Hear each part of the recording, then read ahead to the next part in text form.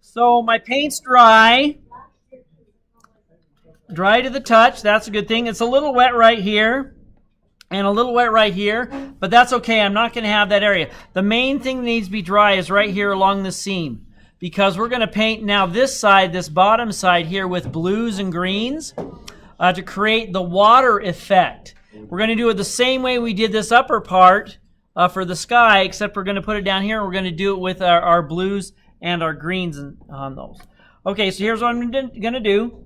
I'm take some water, and notice I put the water, but I'm not going to take the water up to the yellow. I'm just going to have it just to the bottom of it. Now remember, if your paint is not dry, please don't go to this next step yet.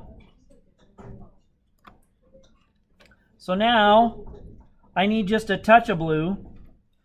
Okay, there's the blue. See, so we have some blue going here. Now, since I have a little bit of blue in the paint, I'm going to go ahead right along this edge and bring my puddle up to the other.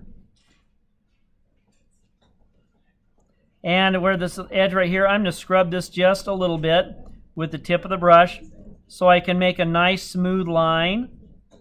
That's my goal, is a nice smooth line. You can use the tip of the brush for making that. I don't want a gap of white between the blue and the yellow of the sky. Okay, so I got some blue. Here's some greens. I'm just going to dabble some of those greens in here. Wow, that was some cool greens, Mr. White. Okay, there we go.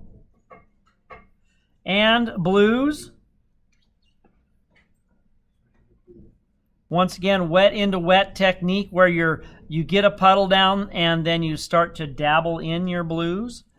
And it's a little bit darker down at the bottom.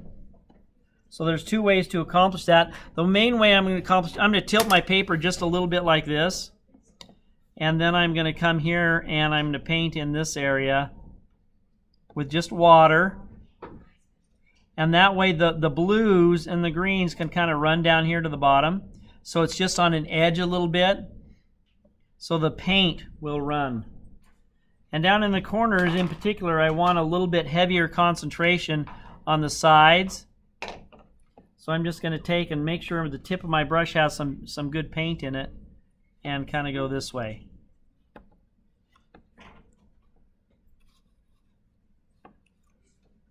And that has some blues and some greens. I want it kind of modeled on that.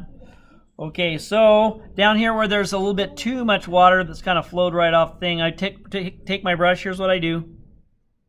Take my brush, I dip it in here, and then squeeze the bristles so you don't have any paint in there. And then you can come in and you can suck up your extra water with that brush and then squeeze it out into the water container.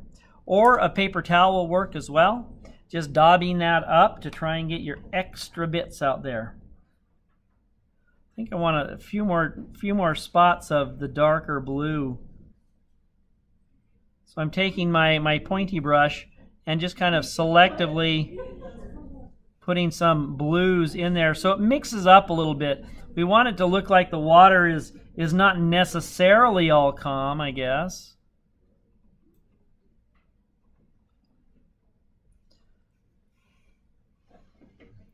Had a little bit of a thing right there, huh?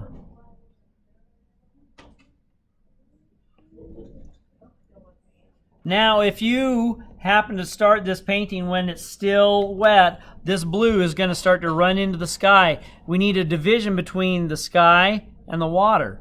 We need it to be two separate entities on those.